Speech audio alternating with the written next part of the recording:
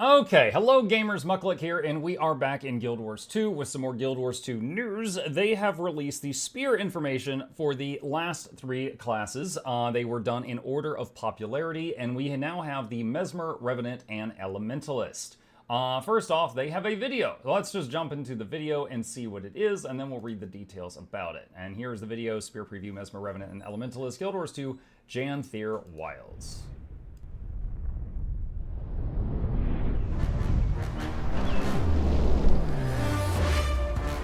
Revenant is first. So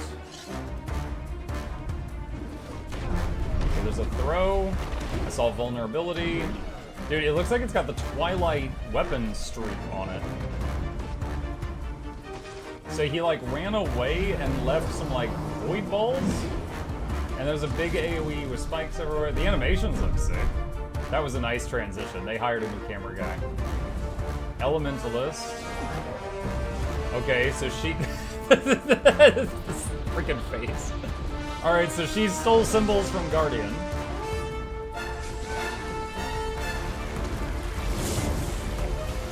Okay, so I saw fire, water, and now we've got electric, air. And then there's earth. I don't know what the heck's happening, but it looks good. There's that scream again. Mesmer. Down a little bit. Okay, so there's a evade backward and a lunge back in type move. We're gonna get good range LE weapon? No, you get 200 range and you like it. Alright. When Guild Wars 2 Janthier Wilds launches on August 20th, each of the 9 professions will have access to a new set of spear weapon skills that will have new skill effects and animations. If you missed the expansion details, be sure to check it out over Guild Wars 2 Janthier Wilds announcement blog first. In case you missed our previous Spear blogs, catch up on the General Spear Q&A first. We also released one blog detailing how Rangers, Necromancers, and Guardians wield spears, followed by last week's blog about spear skills from the Warrior, Thief, and Engineer. This week, game designers Taylor Brooks, Carl McLean, and Cal Cohen from the Guild Wars 2 Janthier Wild Combat Feature Team are ready to discuss the Mesmer, Revenant, and Elementalist spears respectively. Spears bring clarity to Mesmers. And we got this picture right here. The Mesmers of Janthier look to the beauty of their environment to guide their spear. Through careful study of recursive designs they find in nature, they are able to weave their magic in similar patterns. Each pattern produces a unique effect, giving a spear-wielding Mesmer a variety of ways to approach a fight. The core of Mesmer's spear gameplay is the second weapon skill, Mind the Gap. You'll channel energy into your spear and swing it around in a circle. This skill is special because you will want to hit enemies with the outer edge of its area of effect. If you correctly position yourself and secure a hit in the right area, you will do more damage and gain clarity. This is friggin' Darius from League of Legends. The clarity effect allows you to imbue the next pattern you create with stronger magic, increasing its effectiveness. The exact effect of clarity will be different for each skill, so you'll need to plan ahead to gain the most value from it. The fourth skill, Phantasmal Lancer, allows you to dash at your foe, we saw that in the video, striking them with your spear. As you dash, a phantasm is created at the start location. The phantasm will dash through you, striking your initial target and enemies past it. If you use Phantasmal Lancer with clarity, instead of summoning a phantasm behind you, it will summon 2 at your flanks that dash toward the enemy and meet to perform a simultaneous strike. Excuse me, hiccup. Mesmer Spear is a mobile high-damage weapon with dynamic gameplay. You'll want to focus on your positioning in fights so that you can gain clarity, then choose which abilities you want to empower with it. Due to the unique requirement for careful spacing, this weapon might take some getting used to, but once you get the hang of it, you'll find yourself weaving a pattern of victory. Okay, so let's go back. Let's see, they're not in the same, they're in reverse order. All right, so we got the Mesmer Spear here. That might have been the spin. So, one sec here. Right there. That might be the spin where you're trying to hit them with the edge of it for maximum damage. Okay, and she's doing this stuff. Now, I think that might have just been a dodge roll backward. And then there's the lunge, and then you saw the Phantasm lunged a second later. That's kind of cool. So it almost does like an afterimage effect. So there's the Phantasm, and then it lunges in after you for the additional hit. Okay? Alright, so that's what we know. Revenant Spear is a destructive masterpiece. It shows this. Revenants who first heft their spears in battle often say that it reminds them of creation through destruction. They did not say that. Wielding dark power from the mist, they paint the battlefield through constant pressure and debilitating effects. Let's dive in and talk about how this condition-based hybrid weapon works. I mean, is it Condi or is it hybrid? We'll start with the 5th weapon skill as the primary ability. Abyssal Raise is a ground-targeted skill with 3 charges that strikes up to 5 enemies. You'll gain up to 2 stacks of Crushing Abyss per cast every time the skill strikes a foe, which amplifies the next use of Abyssal Raise. At 5 stacks, you'll reach the maximum effectiveness, causing every stroke of the Abyss to deliver the most potent effect. With 3 ammunition charges available for this skill, let's discuss how you'll refresh ammunition using your other spear skills and maintain tremendous pressure on the battlefield while keeping Crushing Abyss active. The other 4 Revenant skills enable use of Abyssal Raise by reducing its ammunition cooldown and keeping you and your enemies positioned opportunistically on the battlefield.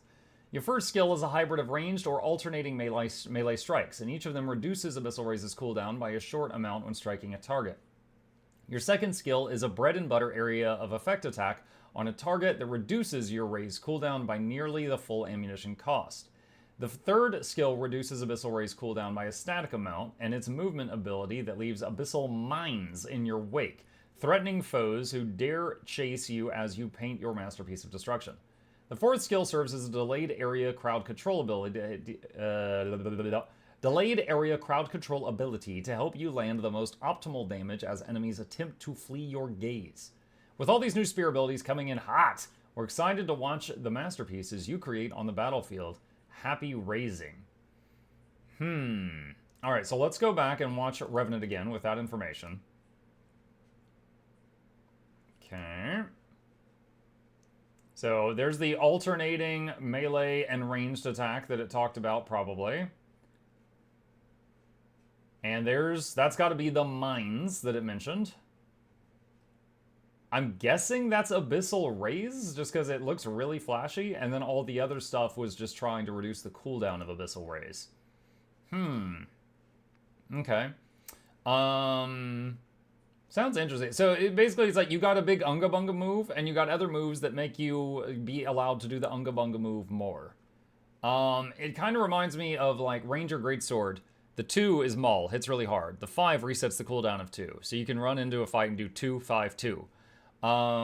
This sounds like that, but with a whole weapon based around that idea. Alright. Elementalist Spear, itching for power. I'm considering making this my thumbnail, but with just big googly eyes on here. This is such chaotic energy. Alright, the Elementalist wields a spear as a long range. I know you Ellies are so sad. I know, I'm sorry. I know you wanted another melee weapon. I know you did. I'll see if I can get that corrected. I'll call Bobby up. The Elementalist wields a spear as a long-range power damage weapon capable of conjuring powerful elemental forces such as volcanoes, whirlpools, and lightning storms. Yo, is this just an upgrade to staff?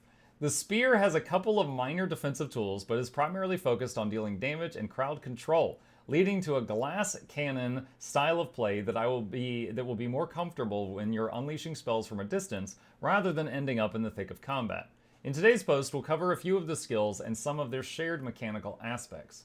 Starting things off with the 4th air attunement skill, we have Twister, a ranged ground-targeted area effect skill that unsurprisingly creates a twister at the location that damages and inflicts vulnerability on enemies in the area. This skill, as well as the 4th weapon skills and other attunements, has an additional effect against enemies that are within a similar inner radius near the spell's center, rewarding precise placement. When the Twister strikes enemies near its center, it will also bring those enemies up to float in the air.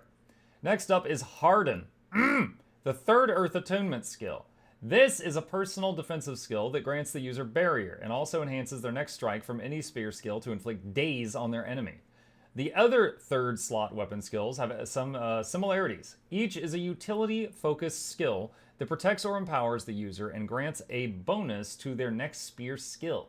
All of these skills also have a relatively short casting time, or none at all, which is important for today's final Elementalist sneak peek.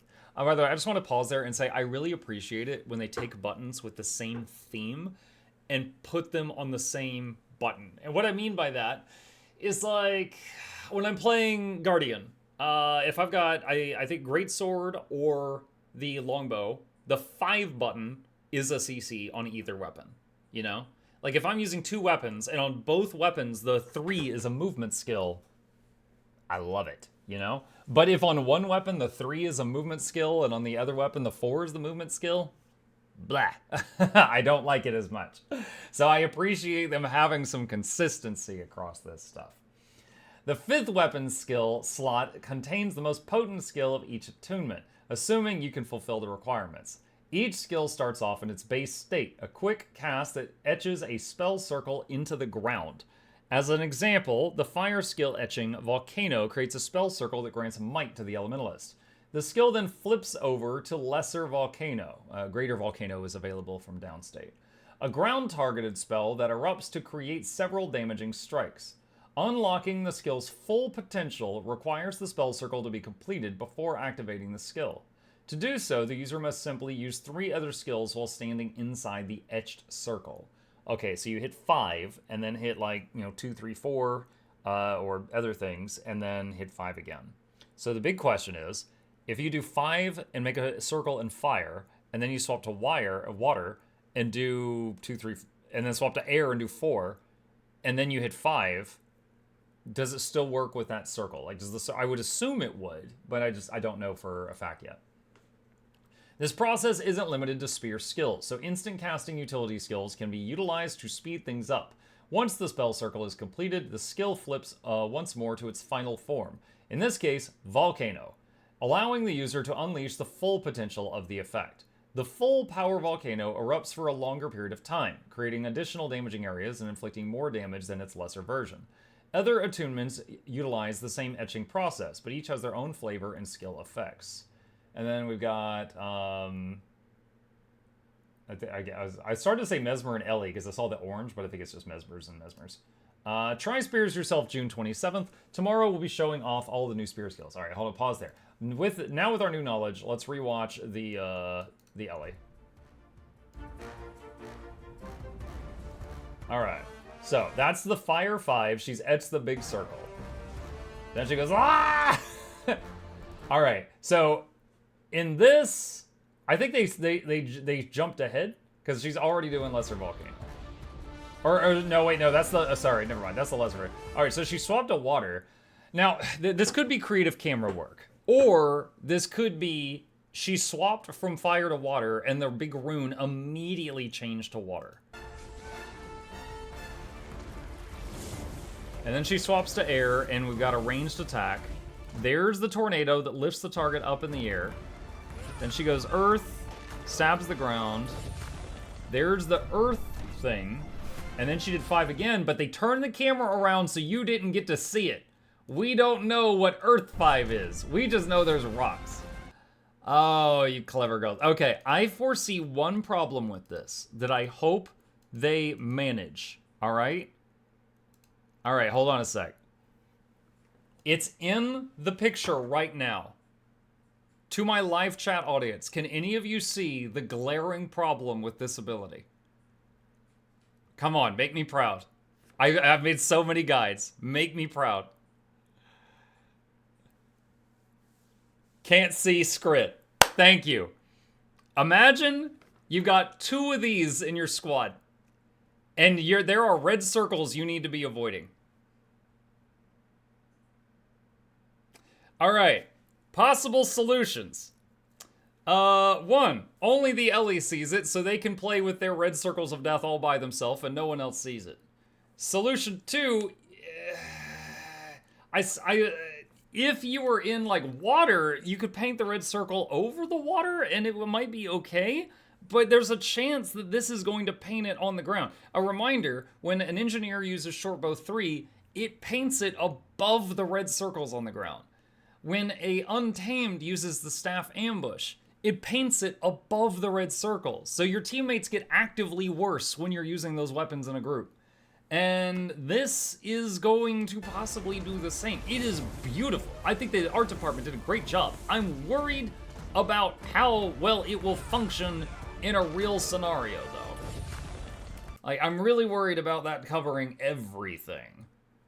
So yeah, I hope they handle that. Other than that concern, I think this looks pretty rad. Ellie's for a long time, jokes aside, have been begging for another longer range weapon. And they keep getting melee stuff, so I know a lot of them are excited about this. I hope that nothing. I hope that issue I just pointed out is handled so that they are not like forbidden from using spears in groups, because could be a very real thing. But yeah, this looks awesome to me so far. I don't think standing in one area is going to be that confining. That is a really big circle to work with. And also, the most fights that you do, most, not all, most, you're in one general area that is completely covered by that circle. Like, for example, if you were fighting Cairn in the raid, Cairn would be here, and you could literally stand on any side of him and still be in this. That is a big circle to work with. It's just a matter of, can I see red circles within this circle? But yeah, that's pretty cool. That's what we know so far. Kind of funny that the Revenant one gets a baked-in Twilight. So you don't even need to make a legendary anymore. But yeah, as always, I'll have the links to everything down below. If you've got any questions, problems, thoughts, concerns, or you want to point out anything I got wrong, put it in the comment section down below. I'll fight you there.